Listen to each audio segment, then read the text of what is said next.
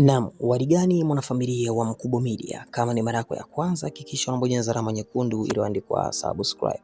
Harmonize ameweza kuongea na mashabiki zake kupitia ukurasa wake wa Instagram akisema kwamba siku ya Ijumaa, leo kumbuka ni Jumanne, siku ya Ijumaa kutakuwepo na wimbo mpya, au sio? Kutakuwepo na ngoma mpya ambayo kwa namna moja ama nyingine inatarajiwa kutoka.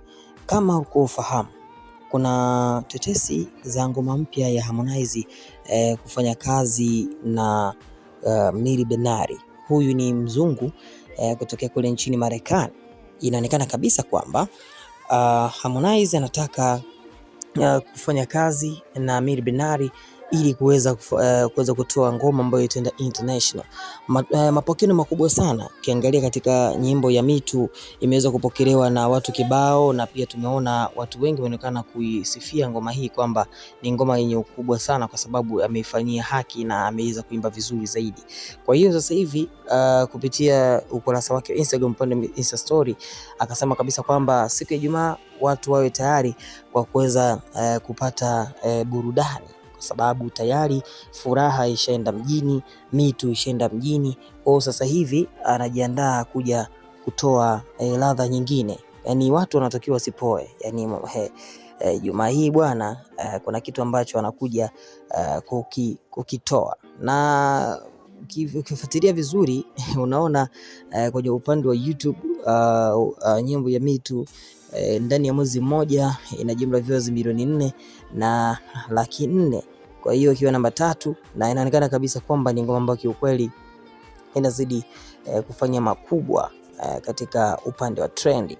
Kwa hiyo ukizingatia hilo, pia Harmonize anataka kuja kuleta kitu ambacho watu wengi walikuwa wamekimisi kwa muda mrefu, kwa sababu baada ya kutoa Furaha alikaa kama solo artist, yani kama limba mwenyewe. Kwa sasa hivi anataka kuja kutoa kazi nyingine ambayo ataimba mwenyewe baada ya Me Too, maana yake atatoa, ambapo sasa hivi anataka kuja kutoa kazi nyingine, ambapo Furaha imepokelewa vizuri na mashabiki, na sasa hivi inaelezwa kwamba anataka kuja kutoa ngoma nyingine. Vionjo ni vingi sana, na nimekuwa nikikuwekea sana kupitia akaunti hii ya Mkubwa Media kuhusiana na swala la Harmonize kutoa ngoma nyingine, na inawezekana pengine anaweza katoa ngoma na Miri Benari, kwa sababu huyu ni mwanamama wa kiukweli.